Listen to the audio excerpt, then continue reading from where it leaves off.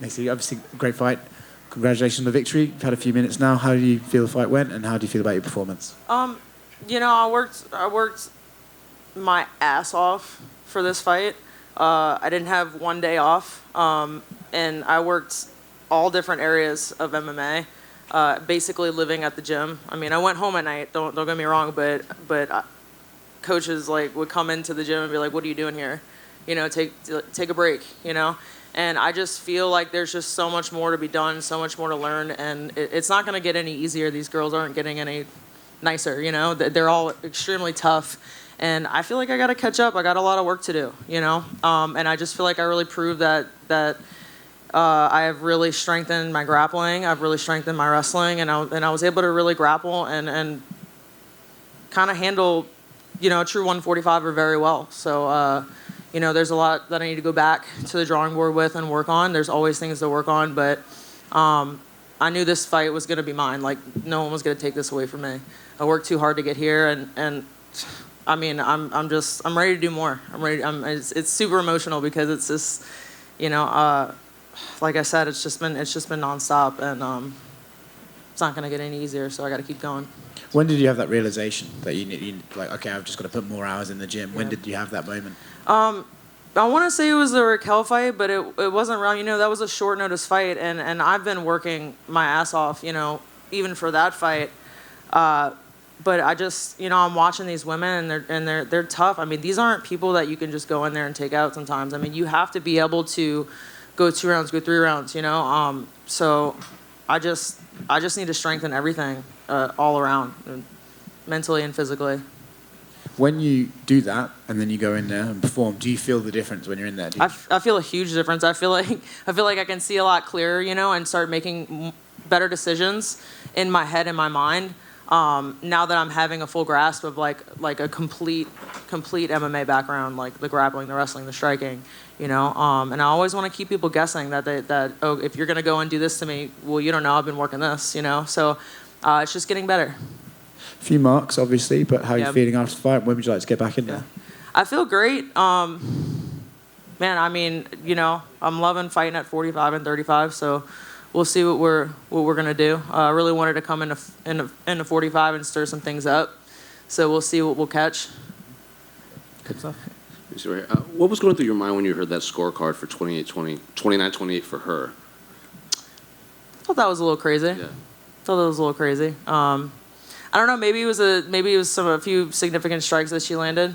She's solid as a rock. I threw her kick and I kind of went back. I was like, holy shit, she's like a wall.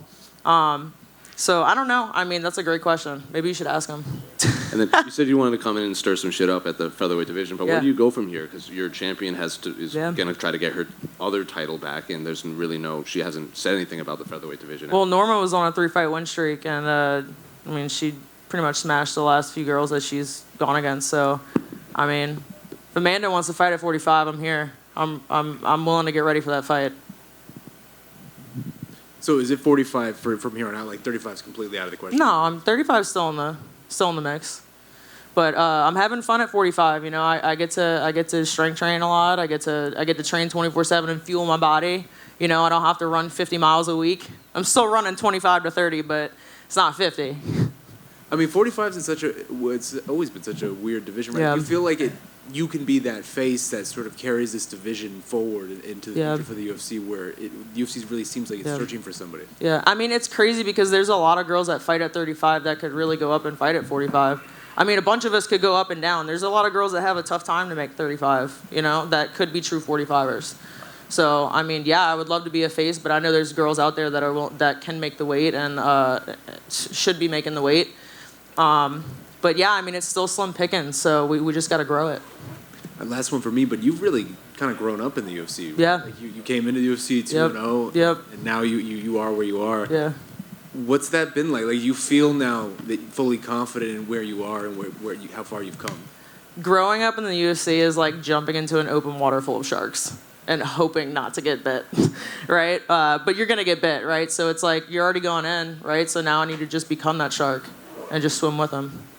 Do you feel like you are that shark? I feel like I'm getting there. Yeah, I feel like I'm that shark. I'm gonna be that great white. Congrats. Thank you. You mentioned that people should be making weight. Obviously, there was a big weight miss. Yeah.